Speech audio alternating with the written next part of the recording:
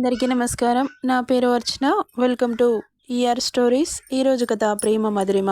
Blank ఫేస్తో బయటకి రాగానే food ప్లేట్తో అతని ముందుంది దక్షిత. ఆమెను అలాగే చూస్తున్నాడు.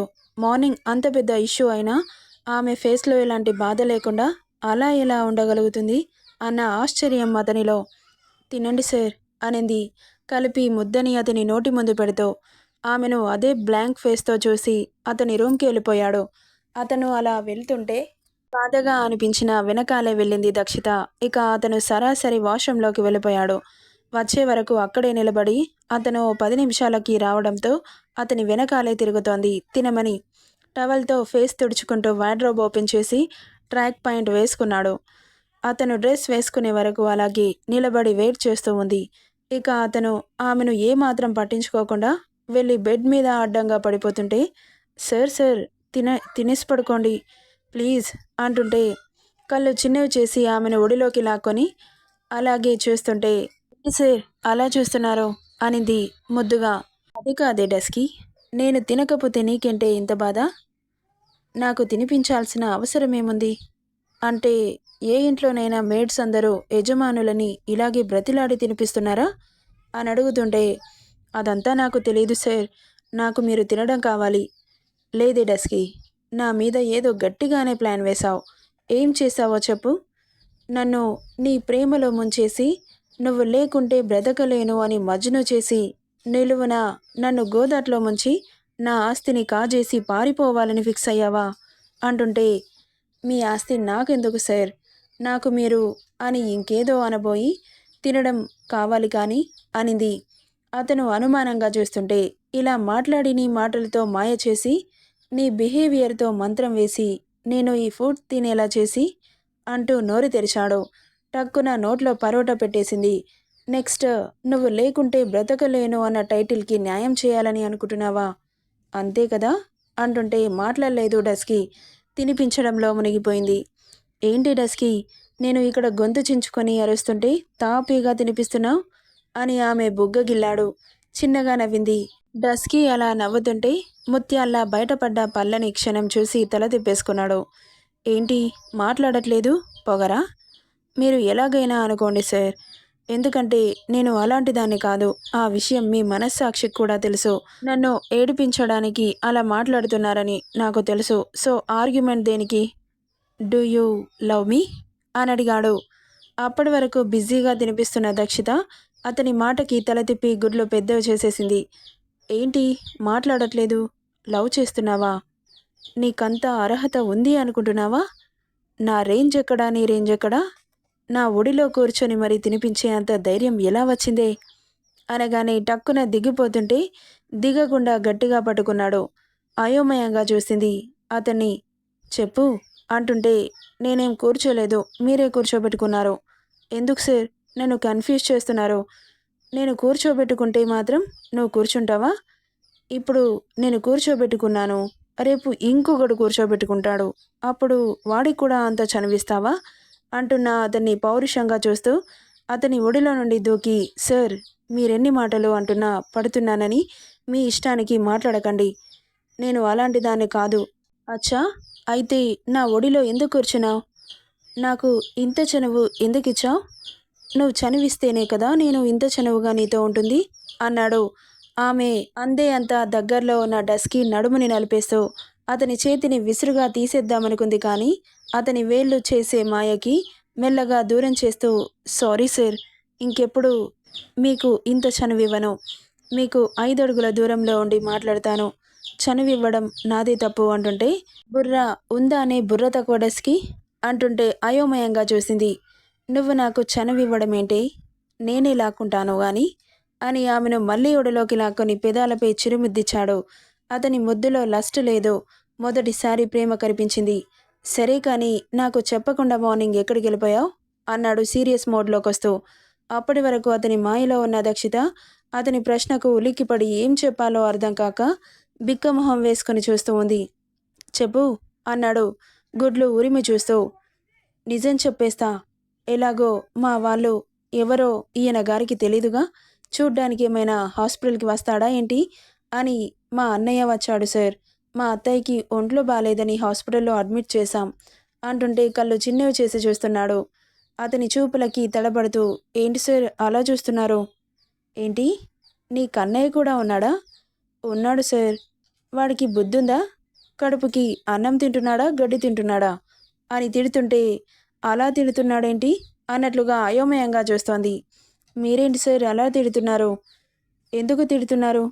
వాడసలు మనిషేనా? నువ్వు సంపాదిస్తుంటే వాడేం పీకుతున్నాడు? సొంత చెల్లిని పని మనిషిని చేస్తాడా? నిజంగా చెప్పు, వాడు నీకు సొంత అన్ననా, లేక ఇలాగే చెత్త కుప్పలో వాడికి దొరకావా? సరే కానీ నీకు ఫ్యామిలీ ఉందని నాకు ఇన్ని రోజులు ఎందుకు చెప్పలేదు? మీరు అడిగారా సార్ నేను చెప్పడానికి? ఎప్పుడు బెగ్గర్ బెగ్గర్ అనేవారు. సరే కానీ మీ ఇంట్లో వాళ్ళందరూ బెగ్గర్సేనా? నువ్వొక్కదానివే బెగ్గర్గా మారి వాళ్ళని పోషిస్తున్నావా అంటుంటే మూతి బిగించి చూస్తోంది. ఏంటి మాట్లాడవు? చెప్పు. నేను బెగ్గర్నేం కాదు సార్. అవునా? మరి బెగ్గర్లాగే ఉంటావేంటి అంటుంటే, మరి బెగ్గర్ని ఒడిలో కూర్చోబెట్టుకొని ముద్దులెందుకు ఇస్తున్నారో అనుకుంది. నువ్వు బెగ్గర్ అండ్ డస్కీ కదా అన్నాడు. అర్థం కాకుండా చూసింది. ఆమె మనసులో అనుకున్న దానికి బాబు అలా అన్నాడు. తల మీద ఒకటిచ్చి, రేపు ప్రీ రిలీజ్ ఫంక్షన్ ఉంది. నేను ఫంక్షన్కి వెళ్ళిపోతే ఇంట్లో ఉండి ఏం చేస్తావే? నేనేం చేస్తాను సార్, మీరెప్పుడొస్తారా అని ఎదురు చూస్తాను. అయితే ఖాళీగానే ఉంటావు కదా? అవును సార్, చాలా బోర్ కొడుతోంది. ఖాళీగా ఉండడానికి నీకు జీతం ఎందుకే డస్కి అంటుంటే పిచ్చి చూపులు చూసింది దక్షిత. చెప్పు, నువ్వు ఖాళీగా ఉండడానికి నీకు జీతం అవసరమా? నా జేబుకి కన్నం వేయడానికే కదా ఇక్కడికి వచ్చింది అంటుంటే బేలగా చూసింది. మరేం చేయాలో చెప్పండి సార్, చేస్తాను. నాకు కూడా పని లేక చాలా బోర్ కొడుతోంది. రేపు నాతో పాటు ప్రీ రిలీజ్ ఈవెంట్కి రావాలి. అక్కడ ఫంక్షన్ చూడ్డానికి కాదు, నాకు సేవలు చేయడానికి అంటుంటే సరే అని తలోపింది. సరే కానీ మీ ఫ్యామిలీ మెంబర్స్ ఎంతమంది ఉంటారు? అసలు మీ ఊరెక్కడా అని అడుగుతుంటే, ఇప్పుడేం చేయాలి? మా ఊరు ఇది అని చెబితే సార్కి డౌట్ వస్తుందా? నా గురించి తెలుసుకుంటారా? తెలుసుకుంటే నేనెవరో తెలిసిపోతుందిగా. అప్పుడు నన్ను ఇంట్లో నుండి గెంటేస్తాడా అన్న ఆలోచనలో ఉన్న డస్కీ నడుం మీద సొర్రుమంది. ఉలిక్కిపడి నడుం రుద్దుకుంటూ ఏడుపు మొహంతో చూసింది. తన ఫేస్ ఎక్స్ప్రెషన్స్ భలే ముద్దుగా అనిపించాయి అతనికి. వెంటనే డస్కీ బేబీని లిఫ్ట్ చేసి పెదాలందుకొని బెడ్ మీద ఎత్తేశాడు. పెదాలు వీడకుండానే. సడన్గా జరిగిన చర్యకు గుడ్లు పెద్దవి చేసుకొని షాకింగ్గా చూస్తోంది. పెదాలని లాలీపాప్లా చప్పరిస్తూ చాలాసేపటి నుండి ఊరించి ఉడికించిన పెదాలని పీల్చి పిప్పి చేయడంలో పడ్డాడు. పాపం పిచ్చి డస్కీ తన బావముద్దుకి మైమరిచిపోయి, ఇంతకు ముందు అన్న మాటలు అన్నీ మర్చిపోయి అతని ముద్దుకి స్పర్శకి సహకరిస్తోంది. ఇక తన పెదవుల్లోని జ్యూస్ని అమాంతం జురుకున్నాడు. అలా ఎంతసేపు ముద్దు పెట్టినా తనివి తీరట్లేదు అతనికి.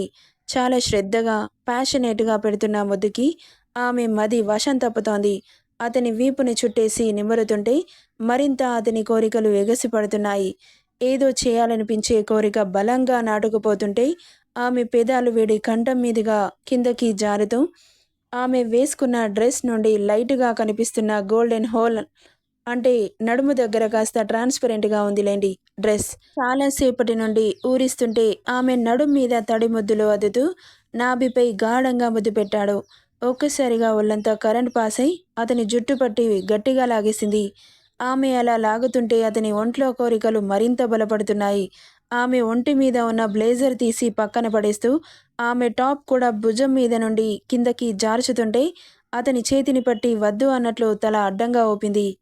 You are my slave. Boss ఏం చెబితే అది చేయడం నీ బాధ్యత అంటుంటే, నేను అలాంటి దాన్ని కాదు సార్. నేను మాత్రం అలాంటి వాన్నే. అందుకే ఇది కావాలి అంటూ ఆమె చెస్ట్ దగ్గర ఫింగర్ పెట్టి ఆమె బాడీ కావాలి అన్నట్లుగా చూపిస్తున్నాడు. ఒక్కసారిగా కళ్ళల్లో నీళ్లు చిమ్మాయి. అంటే శరీరం మాత్రమే కావాలా అన్న ఆలోచన రాగానే, hey, you are a master of deception. నువ్వొక మాయలేడివి అంటున్నాడు. అతని మాటలకి షాకింగ్గా చూస్తోంది. ఇప్పటి వరకు తనని అతను మాయ చేసి ఇప్పుడు తనని మాయలేడివి అని అంటున్నందుకు కాదా అన్నాడు.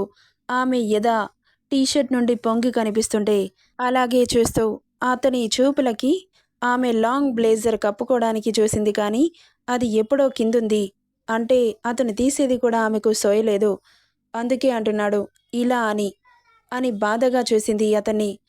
అతని పెదాలకి అందే అంత దూరంలో ఉన్న మెత్తటి పరువాలని పెదాలతో పళ్ళతో ఒకేసారి ముద్దు మరొకసారి పంటిగాటు ఇచ్చి, నీ స్ట్రక్చర్తో ఇంత ప్రవోక్ చేస్తున్నావే, మొదటిసారి I feel like having sex అన్నాడు. బుర్ర పేలిపోయినట్లు చూస్తోంది అతన్ని.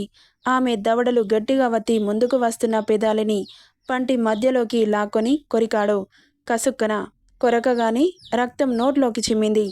అతని ఫేస్లో సర్కాస్టింగ్ స్మైల్ వచ్చి చేరితే ఆమెను వదిలి బాల్కనీలోకి వెళ్ళిపోయాడు. అతని ప్రవర్తనకి మాటలకి బాధగా అనిపిస్తుంటే పరిగెత్తుకుంటూ వెళ్ళిపోయింది.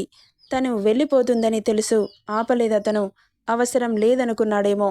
నెక్స్ట్ డే మార్నింగ్ బాబు లేచేసరికి ఇల్లంతా సాంబ్రాణి స్మెల్తో గుప్పుమంటోంది.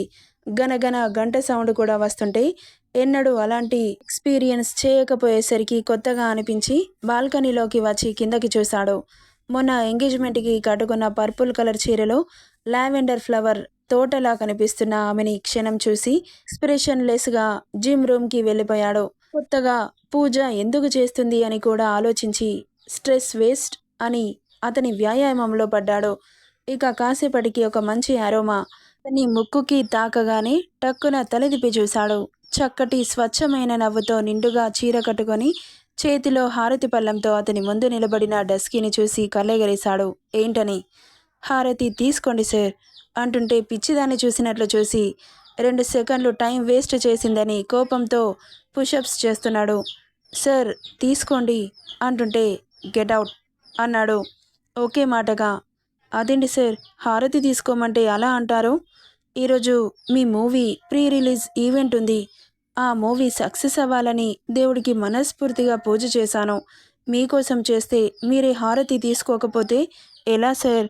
ప్లీజ్ సార్ తీసుకోండి అంటుంటే చేస్తున్నవాడల్లా కిందకి దిగి ఆమె దవడలు వత్తి, ఒకసారి చెబితే అర్థం కావట్లేదా? పో బయటికి అంటూ వెనక్కి నెట్టేశాడు.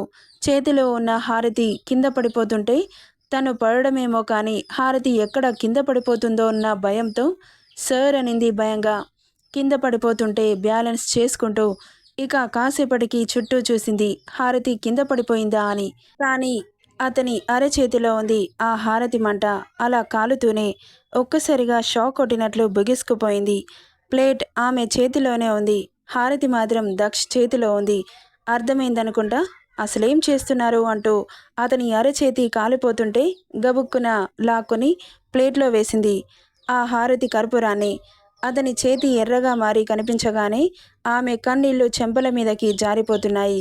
ఆమె కన్నీటిని చూసి నొసలు చిట్లిస్తూ 2 బుగ్గలని వత్తి దగ్గరికి లాక్కొని, యు ఆర్ సో సెక్సీ ఆమెను అలాగే చూస్తూ, you are still sexy when you cry, నువ్వేడుస్తుంటే ఇంకా సెక్సీగా ఉన్నావు అన్నాడు. నెక్స్ట్ పార్ట్లో ఏం జరుగుతుందో చూద్దాం. ఈ స్టోరీ ఎలా ఉందో కామెంట్ చేయండి guys. Thank you for listening.